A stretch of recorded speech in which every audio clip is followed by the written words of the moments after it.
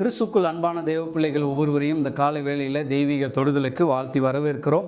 இந்த நாளிலே அப்போஸ்தலர் 28 இன்னைக்கு ஒரு சிறிய தியானத்தை நாம் செய்வோம். பவுல் அதாவது கடல்ல இருந்து தப்பிச்சு, கடலுடைய சுனாமியிலிருந்து தப்பிச்சு கரை ஏறின உடனே அங்கே மெலித்தா தீவு அப்படின்ற ஒரு தீவுக்கு வராங்க.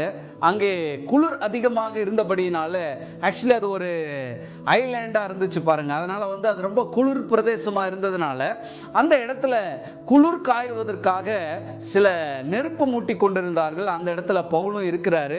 இந்த நெருப்பை அதிகமாக்குவதற்காக, சூடை அதிகமாக்குவதற்காக, நெருப்பு அதிகமாக்குவதற்காக விறகை எடுத்து போடும்போது பவுலினுடைய கையை ஒரு விரியன் பாம்பு என்ன பண்ணுச்சு அப்படின்னு சொன்னா கவிடிச்சு பாருங்க. இந்த விரியன் பாம்பு கடிச்ச உடனே அங்க இருந்த ஜனங்க எல்லாருமே பவுலை ரொம்ப உற்று பார்த்து கொண்டிருக்கிறாங்க. பவுலை ஒரு பாதகனாக, ஒரு பாவியாக, ஒரு கொலைகாரனாக அவங்க நினைச்சாங்க.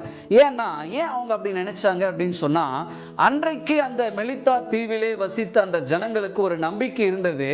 அதாவது பாவியை எப்போதும் தீமை தொடரும் பாருங்க. பெரிய ஆபத்திலிருந்து காப்பாற்றப்பட்ட பவுல் கரை சேர்ந்ததுக்கு அப்புறம் இங்க ஒரு ஆபத்துல மாட்டிக்கிட்டாரு. அதனால அவங்க என்ன நினைச்சாங்க அப்படின்னா, இவர் ரொம்ப பாவி, அதனாலதான் இவனை ஆபத்து பின்தொடர்ந்து கொண்டிருக்கிறது அப்படின்னு சொல்லி அந்த மக்களுடைய ஒரு நம்பிக்கையாக காணப்பட்டது.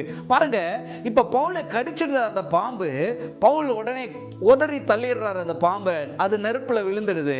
ஆனா இப்போ பவுலுக்கு என்ன நடக்க போகுது அப்படின்றத அங்க இருக்கிற மக்கள் எல்லாரும் பார்த்து கொண்டிருக்கிறாங்க. பவுல் இப்ப வீங்கி சாக போகிறான். ஏன்னா அந்த பாம்பு கடிச்சவங்க எல்லாருமே உடல் வீங்கி ரத்த ஓட்ட நின்று போய் அப்படியே அவன் செத்துருவான். கடைசியில மரணம் அடைஞ்சு அவன் கீழே விழுந்துடுவான் அப்படின்ற ஒரு விஷம் நிறைந்த ஒரு பாம்பு. இப்ப பாருங்க, எல்லாரும் பவுல் கீழே விழ போறான், அவன் சடுதியிலே விழுந்து சாக போறான் அப்படின்னு சொல்லி எல்லோரும் பார்த்து கொண்டிருந்தார்கள். அதை தொடர்ந்து அந்த வசனத்துல நீங்க படிச்சீங்கன்னா, வெகு நேரம் பார்த்து கொண்டிருந்தார்கள், ஆனால் ஒன்றுமே நடக்கவில்லை. அன்பு தேவ பிள்ளைகளே, இந்த வசனத்திலிருந்து இந்த காலை வேளையில் ஆண்டவர் என்ன தெரியுமா உங்க வாழ்க்கையில கற்றுக் கொடுக்க விரும்புறாரு? நம்முடைய வாழ்க்கையை குறித்து அநேகர் நினைக்கிற நிறைய காரியங்கள் நம்முடைய வாழ்க்கையில நடக்க போறதே இல்லை. அநேகர் நம்மளை குறித்து என்ன நினைக்கிறாங்க? இவன் விழுந்துருவான், இவன் அழிஞ்சிடுவான், இவன் ஒன்னும் இல்லாம போயிடுவான், இவன் குடும்பம் எப்படி வாழும், இவனுடைய பிள்ளைகள் எப்படி வளருவாங்க, இவன் மற்றவர்கள் என்ன வேண்டுமானாலும் நினைக்கலாம், மற்றவர்களுடைய தாகம் என்ன வேண்டுமானாலும் நினைக்கலாம், உன் வாழ்க்கை அப்படி ஆகணும், இப்படி ஆகணும், இதெல்லாம் நடக்கணும், அதெல்லாம் அப்படி ஆகணும்னு சொல்லி அவர்கள் என்ன வேண்டாலும் நினைக்கலாம். ஆனா ஒன்றுமே நம்முடைய வாழ்க்கையில நடக்க போறதில்ல. தேவன் எதை நினைக்கிறாரோ அதுதான் நம்முடைய வாழ்க்கையில நடக்க போகுது. பாருங்க, அந்த மனிதர்களுடைய நினைவு என்னவாக இருந்துச்சுன்னு சொன்னா, பவுல் இன்னும் கொஞ்ச நேரத்துல சாக போறான் அப்படின்னு சொல்லி. ஆனாலும் பாருங்க, ஆண்டவர் அற்புதமாக பவுலை காப்பாற்றினார். அன்றைக்கு பாருங்க, ஒரு பெரிய புயலிலிருந்து காப்பாற்றின தேவன் அந்த பெரிய விஷ பாம்பினுடைய அந்த கடியிலிருந்தும் அவனை காப்பாற்றினார், அந்த விஷத்திலிருந்தும் அவனை காப்பாற்றினார். இதெல்லாம் எதுக்காகன்னு சொன்னா, பவுலினுடைய வாழ்க்கையில ஒரு நோக்கம் இருந்துச்சு, அவனுக்கு ஒரு பெரிய ஊழியம் இருந்துச்சு, அதுக்கடுத்து ஒருத்தர் சுகமாக்க வேண்டியதா இருந்துச்சு. அதனால தேவன் அவனை காப்பாற்றினார். என்பது பிள்ளைகளே, இந்த காலை வேளையில கூட நமக்கு சேதம் உண்டாகும்படி, நமக்கு தீமை நடக்குது அப்படின்னு சொல்லி, தீமை நடக்க வேண்டும் என்று சொல்லி, சேதம் அடைய வேண்டும் என்று சொல்லி, நான் சடுதியிலே விழுந்து சாக வேண்டும் என்று சொல்லி, நொறுங்க வேண்டும் என்று சொல்லி அநேகர் நம்மை உற்றி நோக்கி கொண்டிருக்கலாம். ஆனா எதுவுமே நடக்க போறதில்ல. கர்த்தர் என்ன நினைக்கிறாரோ அதுதான் நம்முடைய வாழ்க்கையில நடக்க போகுது. அவருடைய நோக்கங்கள் தான் நிறைவேற போகிறது, அவருடைய திட்டங்கள் தான் நிறைவேற போகிறது என்பதை நீங்கள் ஒருபோதும் மறந்து போக வேண்டாம். அதனால மற்றவர்கள் உங்களை குறித்து உங்க வாழ்க்கையில என்ன நடக்கணும்னு நினைக்கிறாங்களோ அது ஒருபோதும் நடக்க போறதில்ல. ஆகையால மற்றவர்கள் என்ன நினைக்கிறார்கள் என்பதை குறித்து நீங்கள் கவலைப்படாதீங்க. மற்றவங்க இப்படி நினைக்கிறதுனால என் வாழ்க்கையில் இது நடந்துருமா அப்படின்னு சொல்லி நீங்க கவலைப்படாதீங்க. ஏன்னா ஆண்டவர் என்ன நினைக்கிறாரோ அதுதான் பவுலினுடைய வாழ்க்கையில் நடந்துச்சு, அதுதான் நம்முடைய வாழ்க்கையில் நடந்துச்சு. பாருங்க, நேரம் ஆக ஆக இவங்கெல்லாம் ரொம்ப ஆவலோட காத்துட்டு இருக்கிறாங்க. பவுல் எப்ப கீழே விழ போறான், எப்ப சாக போறான், எப்ப இவனை அடக்கம் பண்ண போறோம் அப்படின்னு சொல்லி ரொம்ப ஆவலோட ஆவலோட காத்துட்டு இருந்தாங்க பாருங்க. ஆனா காத்துட்டு இருந்தவங்களுக்கு ஒரு அதிர்ச்சி கிடைச்சது பாருங்க. என்ன அதிர்ச்சி தெரியுங்களா? வெகு நேரம் சென்ற பின்பும் கூட பவுலுக்கு ஒண்ணுமே ஆகல.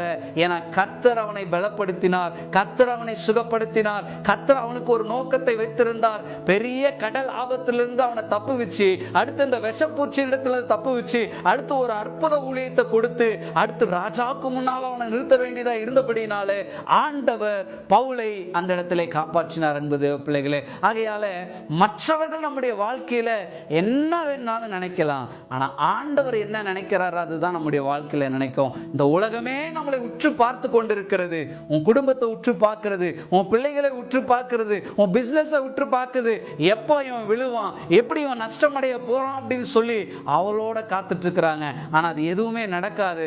என கர்த்தர் பவுலோடு இருந்தார் என்பது பிள்ளைகளே. நீங்க அந்த பவுலோடு கர்த்தர் இருந்தபடியினாலதான் அவனுக்கு எந்த தீங்கும் அணுகவில்லை, எந்த ஒரு நாச மோசமும் அணுகல. பாருங்க, எந்த வாயி இவன் சாக போறான் அப்படின்னு சொன்னாங்களோ, எந்த வாயி இவன் பாதகன், இவன் பாவி, இவன் கொலைகாரன் சொன்னாங்களோ, அதே வாயி அவனை கடவுளாக அறிக்கை பண்ணினது என்பது பிள்ளைகளே. ஆகையால மற்றவர்கள் சில நேரத்துல காற்றடிக்கிற மாதிரி சிலர் பேசுவாங்க, சில நேரத்துல இப்படி பேசுவாங்க, சில நேரத்துல அப்படி பேசுவாங்க. ஆகையால அவங்க அப்படி பேசிட்டாங்களேன்னு சொல்லி சோர்ந்து போகாதீங்க. எந்த நாவு உங்களை துக்கப்படுத்தும்படி பேசினதோ, எந்த நாவு உங்களை கேவலப்படுத்தும்படி பேசினதோ, எந்த மனுஷங்க உங்களை ஒண்ணு இல்லாம பேசினாங்களோ, அவங்க எல்லாருக்கும் அவங்களுடைய எல்லாருடைய வாயிலிருந்தும் மீண்டும் புகழ்ச்சியான வார்த்தை, நன்மையான வார்த்தை, ஆச்சரியமான வார்த்தை, அதிசயமான வார்த்தைகளை கர்த்தர் நிச்சயம் உங்களுடைய வாழ்க்கையில கட்டளையிடுவார் என்பதை நீங்கள் மறந்து போக வேண்டாம். பவுலை போல நீங்க உண்மையா ஓடிட்டு இருங்க. கர்த்தர் நிச்சயம் அதை செய்ய வல்லவராய் இருக்கிறார். ஆகையால இந்த உலகமே நம்மளை பார்த்துட்டு இருக்குது, சாத்தான் நம்மளை பார்த்துட்டு இருக்கிறான், நம்முடைய பகைஞர்கள் நம்மளை பார்த்துட்டு இருக்கிறாங்க, எப்போ இவன் விழுவான்னு சொல்லி. ஆனா சங்கீதத்தில் அற்புதமாக ஒரு வசனம் இருக்கிறது, நீ என்னை விழும்படி தள்ளிவிட்டாய், ஆனால் தேவனோ எனக்கு துணை நின்றார், என்னை காப்பாற்றினார், என்னை விடுவித்தார் என்று வேதவசனம் சொல்லுகிறது. அன்பு தேவ பிள்ளைகளே, இந்த கால வேளையில நீ விழுவாய் என்று சொல்லி எதிர்பார்த்து கொண்டிருக்கிற ஒவ்வொருவருக்கும் ஆண்டவர் இந்த செய்தியின் மூலம் பதில் சொல்ல விரும்புகிறார். நீ விழணும் அப்படின்னு சொல்லி காத்திருக்கிற ஒவ்வொருத்தருக்கும் ஒரு பெரிய அதிர்ச்சி, ஒரு பெரிய ஏமாற்றத்தை கர்த்தர் கொடுப்பாரு. ஆகையால் நீ தைரியம் உள்ளவனாய் காணப்படு. கண்களை மூடி ஜெபிப்போம். அன்பின் பரலோக பிதாவே, இந்த கால வேளையிலே ஆண்டவரே, அப்பா, எங்களுடைய வாழ்க்கையில நாங்க விழணும், அழியணும், நொறுங்கணும்னு சொல்லி பிசாசு, மனிதர்கள், எதிரிகள் ஆண்டவரே, எங்களை சுற்றிலும் இருக்கிற ஆண்டவரே வஞ்சகமான மக்கள் ஆண்டவரே, ஆண்டவரே எங்களை உற்று நோக்கி கொண்டு இருக்கிறாங்க. இவன் சடுதியில விழ போறான், இவன் சாக போகிறான், இவன் ஒண்ணு இல்லாம ஆக போகிறான் அப்படின்னு சொல்லி ஆண்டவரே தொடர்ந்து ஆண்டவரே பார்த்து கொண்டிருந்தார்கள் ஆண்டவரே. ஆனாலும் ஆண்டவரே நீர் அப்படி விடவில்லை ஆண்டவரே.